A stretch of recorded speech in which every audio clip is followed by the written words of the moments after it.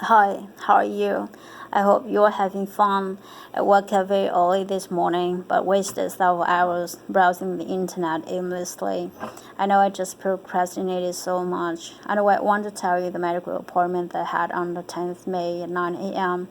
I'd been waiting for this visit so long, with a lot of expectations and hope that would let me know exactly what I should do next, what I need to do for treatment. I tried to make the appointment earlier, however, there wasn't any available. The one I got was the earliest that I could make. The family doctor previously referred me to a specialist, however, she doesn't have experience in my disease. That's very disappointing because it wasted my time and money. I'd asked the family doctor if the specialist had expertise in my case, and the doctor wasn't sure. All she said was if the specialist couldn't handle my case, she would refer me to a different doctor. I even asked a lady in the specialist team a similar question, however, the answer wasn't clear. The reason why I did that because I hated wasting my time on the wrong person, because if so, I had to wait for another appointment and it would take longer. To me, at that time was very sensitive, and I didn't want to waste. I tried to avoid it, however, it didn't work. Though the specialist didn't say anything about my current condition, she wanted me to get blood work done. However, she's never called me back to get me the results. I haven't either. Because I thought it didn't matter if I knew the results now or later, because I still had to wait for the appointment on the 10th May. I couldn't make a decision by myself. I couldn't do anything by myself. But I got the results from the visit with the family doctor. Those are key for me to understand how my disease been developing after several years of regularly monitoring. Back to the appointment on the 10th May, Sean took off work to go with me because he understood how important the appointment was to me and to him to some extent. After talking with the nurse for several minutes, we waited for around 20 minutes. Sean wasn't happy because, according to him, it doesn't make sense to wait after having made the appointment at a certain time. Then the doctor came in. The first question he asked was if I brought test results with me. I was very disappointed and upset after that question because it meant he didn't have any information of my case.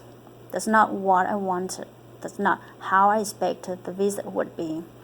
I did not expect the visit was for him to get to know my condition, to collect my information.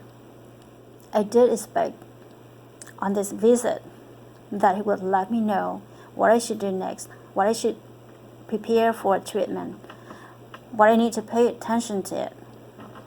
I don't know why I always thought the doctor got all the necessary information of my case, my medical records, my ultrasound images, my blood test results, and my concerns. I don't know why I was so certain that the specialist had transferred all the information to him, because if I were her and had no knowledge of my patient's disease and treatment, when I referred to a different doctor, I would give all the information I got to him, because that's the minimum I could do for my patient. And I understand the more input, the easier and the more efficient the visit would be. At the end of the visit, the doctor wanted me to get blood work done, though I've got the majority of blood work a month ago. I understood maybe he needed the latest results. However, there were 2 tests. I wondered if I should get again. The technician didn't want to say anything. She just wanted to get the job done. Another technician explained, but it didn't make sense to me. Then a nurse involved. She's very supportive. But after coming back and forth 2 or 3 times, she still didn't have an answer. At that point, I became extremely uncomfortable. I started to feel like I was bothering the nurse. She wasn't the person directly taking care of my visit, and I felt like I was holding things up. Then I wanted to give up. I said, okay, just go ahead and let's do all the blood work the doctor requested. But the nurse insisted that I wait, and the technician said, if it were you, I'll do exactly what you're doing, because if we don't take action, we don't know what will happen. I felt relieved after hearing her encouraging words. Then the doctor came in. He said if I wanted to wait for the results from the specialist, I could cancel the test. But it's not want or do not want. The point is, if it's necessary for me to get again.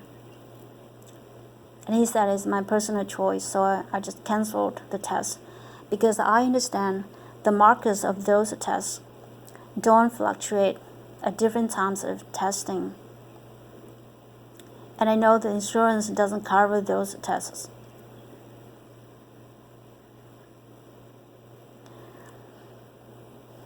I left the visit with mixed feelings. At first I was disappointed and upset, but then I've learned some lessons for myself. Firstly, I need a better preparation next time. Though it's the doctor's responsibility to get information and share that information with different doctors, but as a patient, I have responsibility for having all the records and make sure the documents are available before a visit.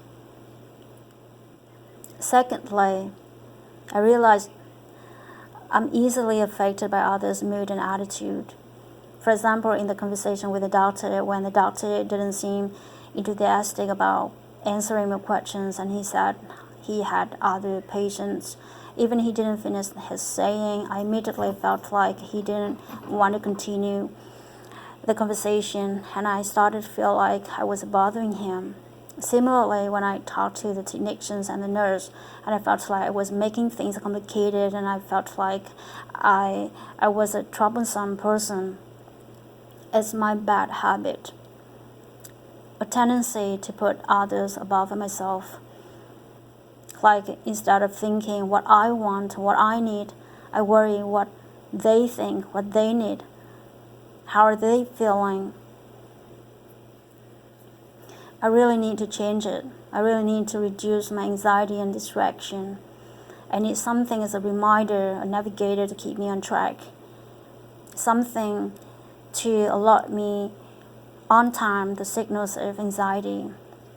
Something should be short but effective. The reminder is be focused.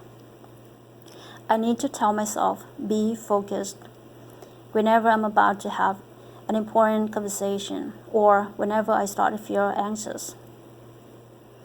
I need to be focused, but not on others, but on myself.